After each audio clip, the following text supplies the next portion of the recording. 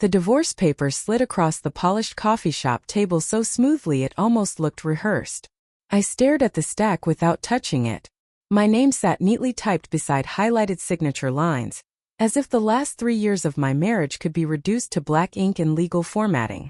Outside the massive windows behind Ryan, late afternoon traffic crawled through midtown Manhattan under a fading orange sky.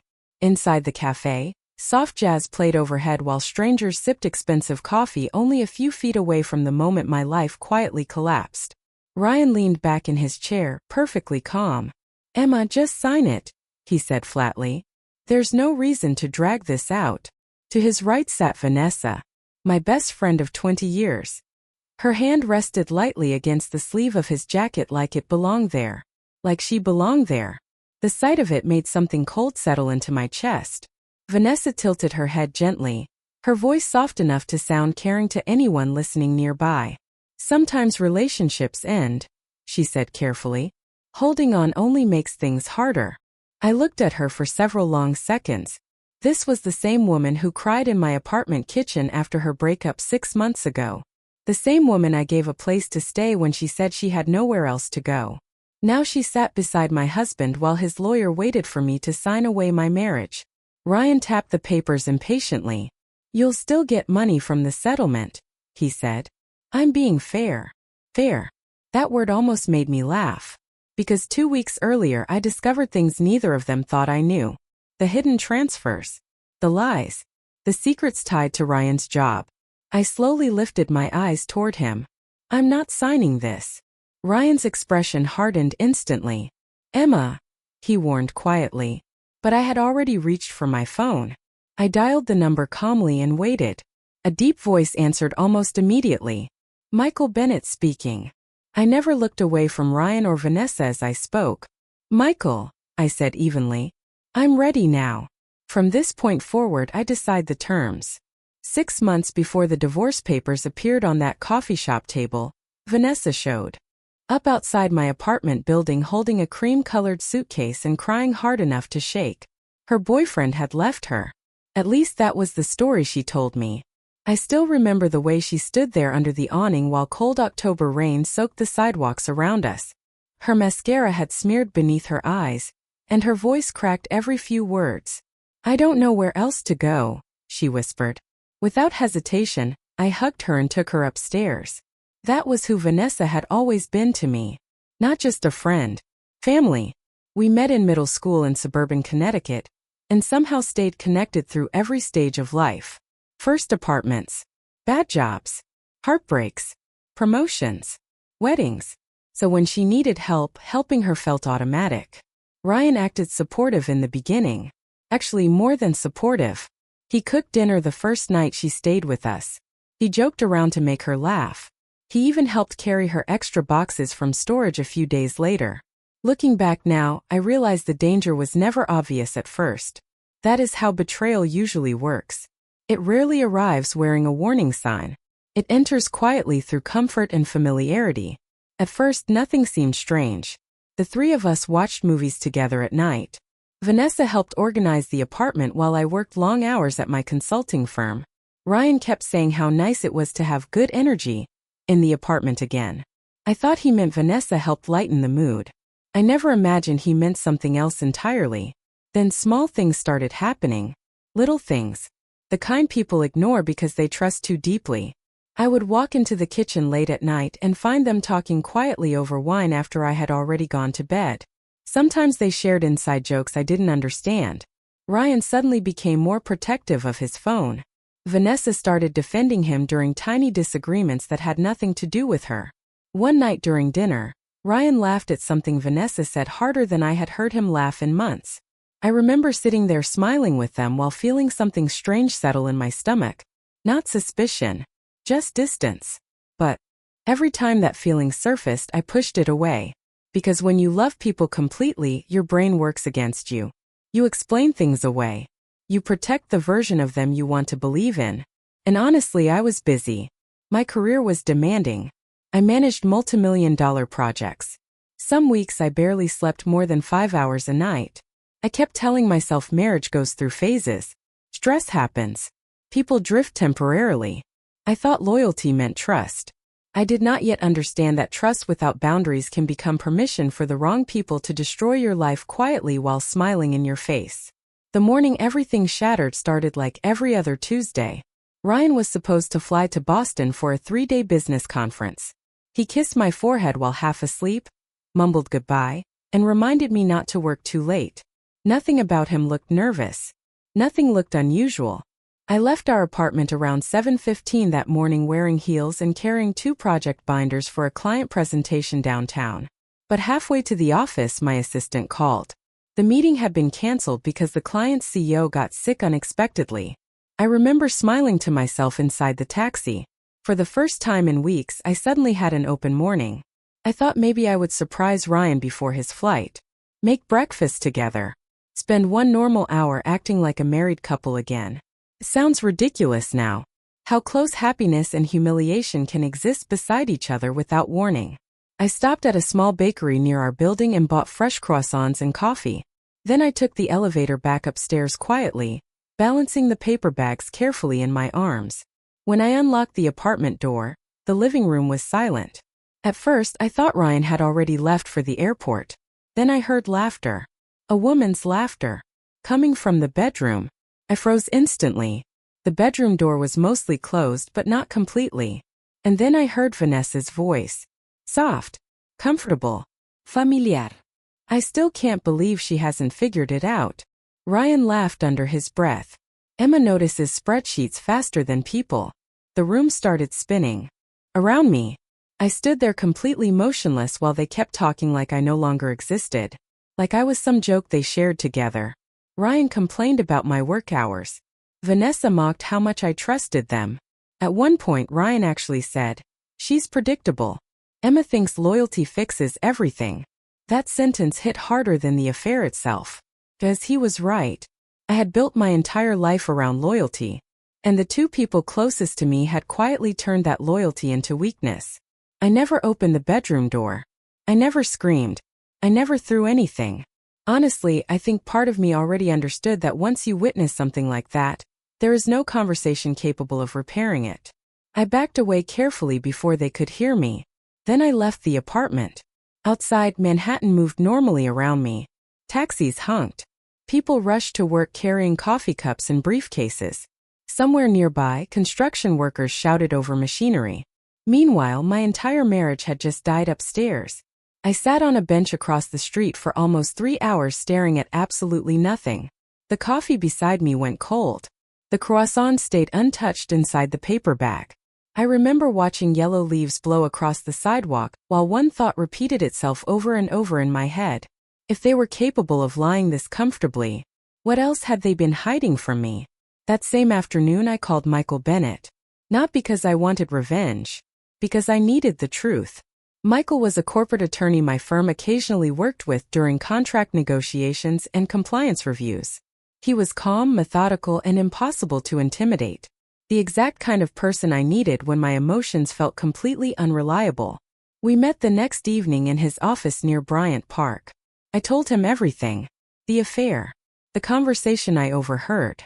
The sudden divorce papers Ryan had hinted about during recent arguments. Michael listened without interrupting once. Then he asked me a question that changed everything. "Emma, do you know exactly what your financial situation looks like right now?" I thought I did. I was wrong. Over the next several days, Michael helped me quietly review our shared accounts, property records, and financial activity. Every new document felt like another crack splitting through the foundation of my marriage. Ryan had been moving money for months. Not huge dramatic withdrawals. Small transfers designed to avoid attention. A few thousand here. Several hundred there. Enough to slowly drain nearly $60,000 from our joint savings account without triggering immediate suspicion. Most of the money eventually landed in accounts connected to Vanessa. Some transfers were labeled loan. Others simply said, "Help."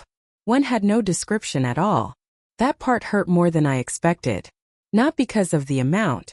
Because every transfer represented planning. Preparation. This was never spontaneous betrayal. It was organized. Then things became worse. The luxury SUV Ryan drove every day had a $25,000 down payment taken directly from our shared account, even though the vehicle was registered entirely under his name. Meanwhile, the apartment we lived in legally belonged only to me. My parents had helped me purchase it before the wedding, and every mortgage payment came from my personal account afterward. Ryan knew that. But over time, he slowly started presenting our apartment publicly as something we built together. I never corrected him because marriage is supposed to feel shared. At least I thought it was. Michael organized every document neatly across the conference table, while I sat there feeling physically cold. "You need to understand something," he said carefully. "This situation is no longer only emotional. Your husband has been financially positioning himself for an exit." That sentence stayed with me all night.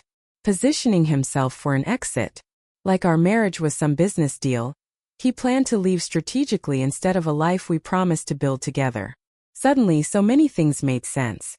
Ryan insisting on handling certain bills. His defensiveness whenever money came up. The pressure for me to sign documents quickly whenever he mentioned divorce. He thought I was still the same trusting woman sitting quietly inside our apartment waiting to be blindsided. What Ryan didn't realize was this. The moment trust dies, attention sharpens. And once I finally started looking clearly, I discovered my husband had not only betrayed my heart. He had been quietly preparing to betray my future too. The moment Michael Bennett walked into the coffee shop, I watched Ryan's confidence shift for the first time all afternoon. Not disappear completely, just crack slightly around the edges. Michael approached our table carrying a black leather portfolio, calm and composed like he had stepped into an ordinary business meeting instead of the collapse of someone's marriage. Vanessa immediately straightened in her chair. Ryan tried to recover his composure. "Emma," he said sharply, "what exactly is this?" I ignored him. Michael shook my hand politely before sitting beside me. Then he opened his portfolio and placed several documents neatly on the glass table between us. The entire atmosphere changed instantly. Until that moment, Ryan believed he controlled the situation. He thought I would cry, beg, sign quickly just to escape humiliation. Instead, he found himself sitting across from a woman who finally understood exactly what he had been doing behind closed doors. Michael spoke calmly. "Before any documents are signed, we need to clarify several financial inaccuracies contained within this proposed settlement." Ryan frowned immediately. "Inaccuracies?" Michael slid one document forward. "The Manhattan apartment is solely owned by Miss Emma Brooks. Purchase records and mortgage payments clearly establish separate ownership prior to marriage." Vanessa's eyes widened slightly. Ryan leaned back hard in his chair. "That apartment was our marital home," he snapped. Michael nodded once. "Emotionally, perhaps. Legally, no." The silence after that sentence felt razor sharp. Nearby conversations in the cafe started fading into background noise, while Ryan flipped angrily through the paperwork. Then Michael continued. "The shared savings account also reflects approximately $60,000 in undocumented transfers over the last several months." Ryan's jaw tightened instantly. Vanessa looked down at the table. Michael remained completely steady. Several transfers were redirected into accounts connected to Miss Vanessa Miller. Vanessa finally spoke. "Those were personal loans," she said quickly. Michael turned toward her politely.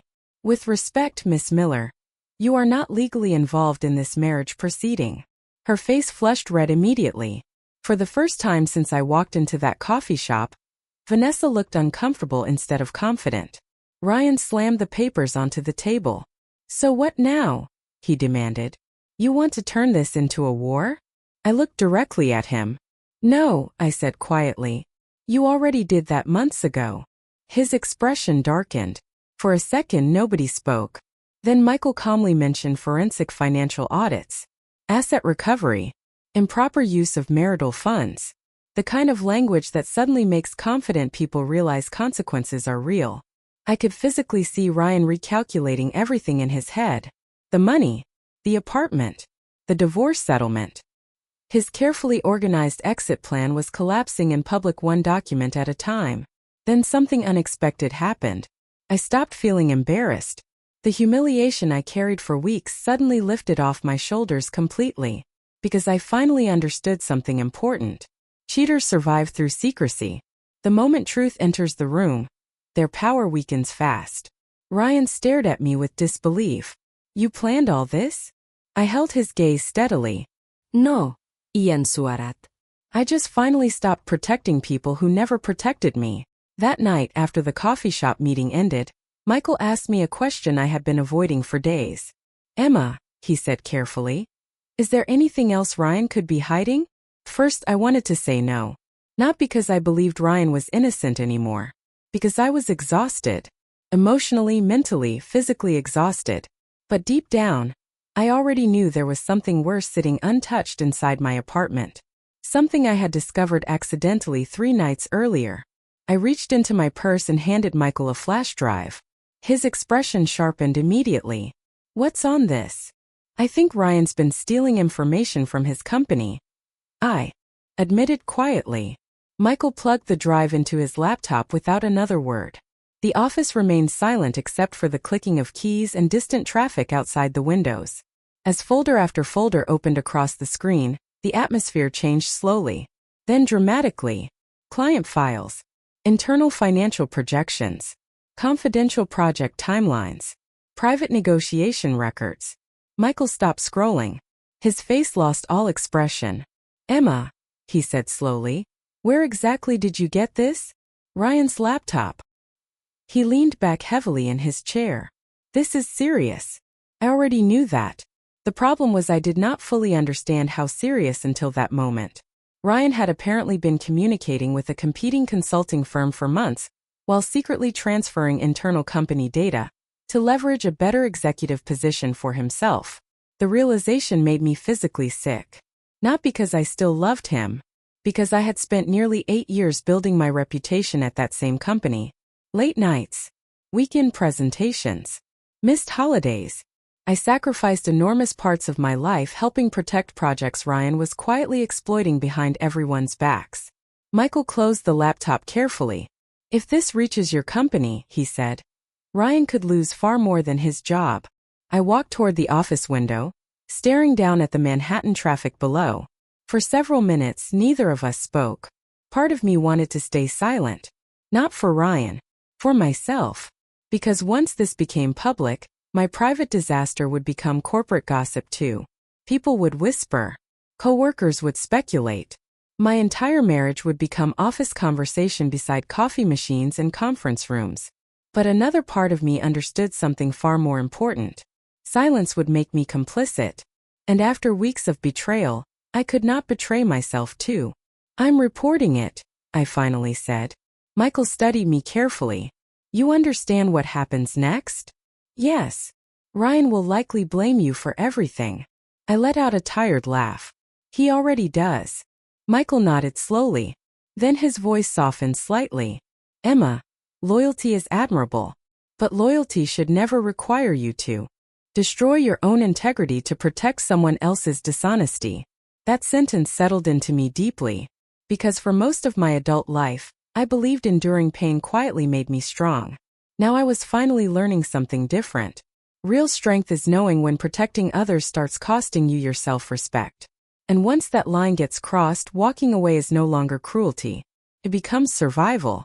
The next 48 hours unfolded quietly, but the damage spread fast. Ryan's company suspended his system access by noon the following day.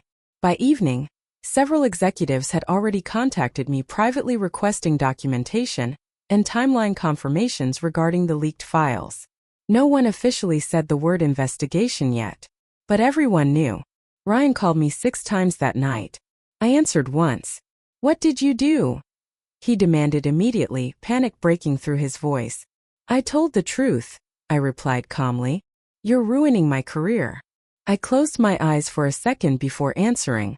No, Ryan. Your decisions ruined your career. He hung up after that. Not because he accepted responsibility, because he finally realized I was no longer protecting him. The next morning, his mother called me crying. Emma, please, she begged softly. Marriage is complicated. Don't destroy each other over mistakes. Mistakes. That word almost exhausted me more than anger ever could. Affairs were mistakes. Corporate theft was not. Carefully draining shared savings for months was not. I stayed respectful but firm. I'm not destroying anyone, I said quietly. I'm just refusing to lie for him anymore. She went silent after that. A few hours later, I received a text from Vanessa asking to meet privately. Part of me wanted to ignore her forever, but another part needed closure.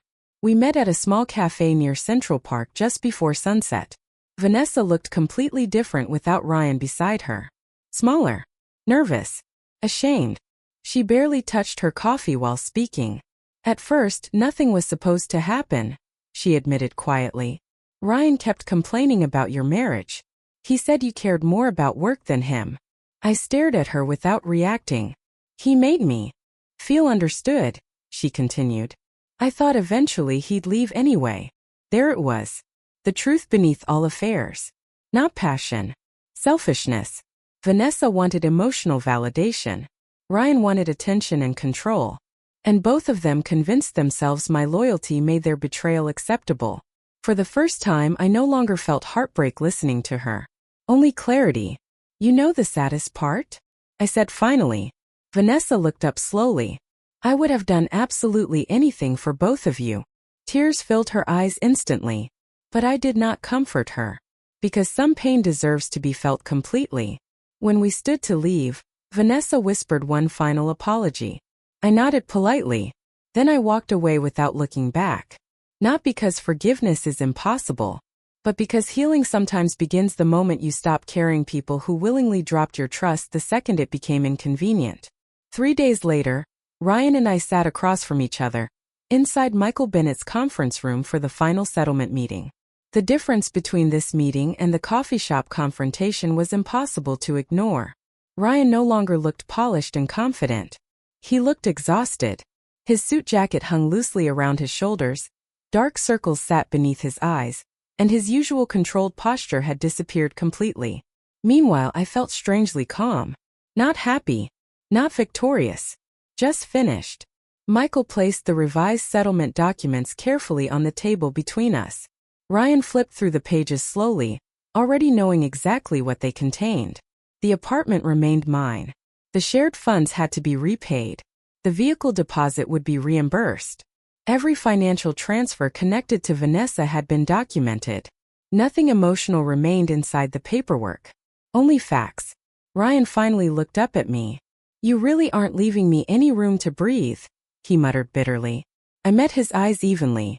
You stopped leaving me room to breathe a long time ago. Silence filled the room after that. Michael stayed quiet, allowing us space to speak directly. Ryan rubbed his forehead tiredly before leaning back in his chair. My career's basically destroyed, he admitted quietly. Everything's collapsing at once. Part of me remembered the man I married. The version of Ryan who once brought me soup when I worked late nights.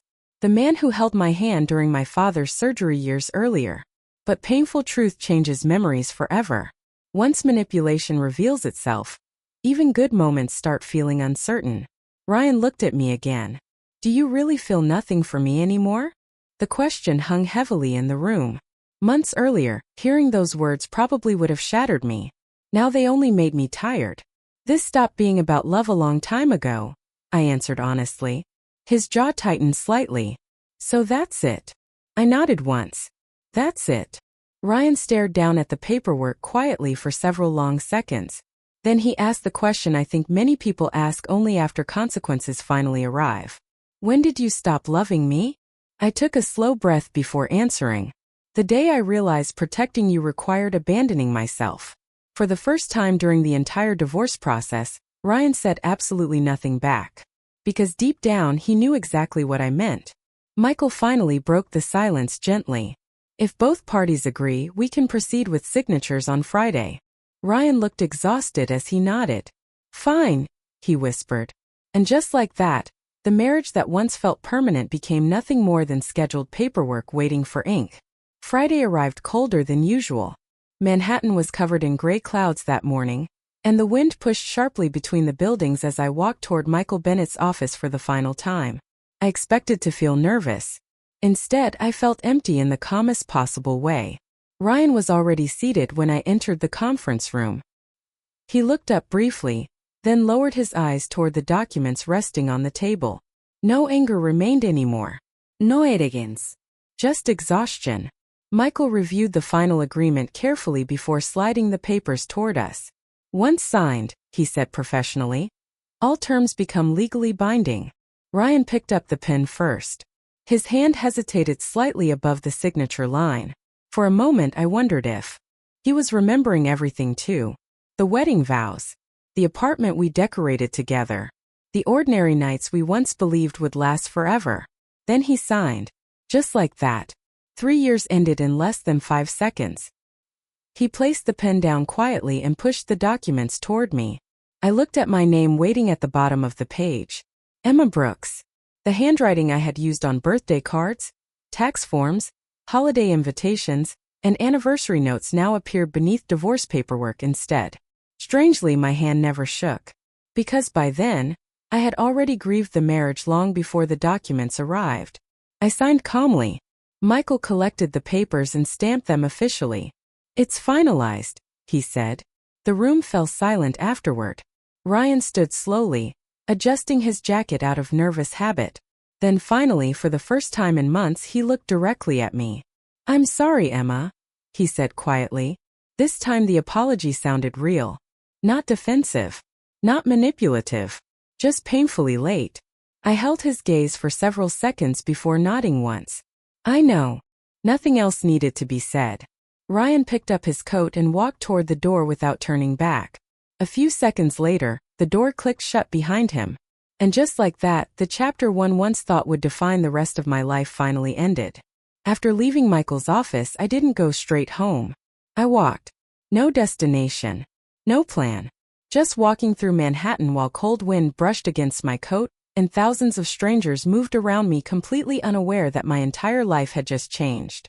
For the first time in months, my chest felt light. Not because the pain disappeared. Because the confusion finally had. I stopped at a small coffee shop near Central Park and sat beside the window with a hot cup of tea warming my hands. Outside, people hurried through crosswalks carrying shopping bags and umbrellas while taxis splashed through shallow puddles along the curb. Life kept moving. And surprisingly, so did I. I pulled out my phone and texted my mother. It's done. Her reply came almost instantly. Come home this weekend. I'll make dinner. I smiled at the screen longer than I expected. Then I realized something important. I had spent months believing I was losing everything. My marriage. My future. My stability. But sitting there alone beside that rainy Manhattan window, I finally understood the truth. I did not lose my life. I only lost people who no longer deserved access to it. Vanessa did not steal my happiness. Ryan did not destroy my future. They simply revealed the parts of my life that were built on trust one should never have handed out so freely without boundaries. And honestly, maybe that lesson mattered more than the marriage itself. Because sometimes heartbreak does not arrive to ruin you. Sometimes it arrives to wake you up. To force you to see your value clearly after years of shrinking yourself to keep peace for other people. I finished my tea slowly and stood up. Outside, the city buzzed with the same restless energy it always had. But this time I stepped back into it differently. Not as someone abandoned. Not as someone defeated. But as a woman who survived betrayal without losing herself in the process. And maybe that is the kind of victory that matters most. If you have ever ignored red flags because you loved someone deeply, share your story in the comments. And if this story resonated with you, don't forget to like, subscribe, and share for more real-life stories about strength, betrayal, and starting over.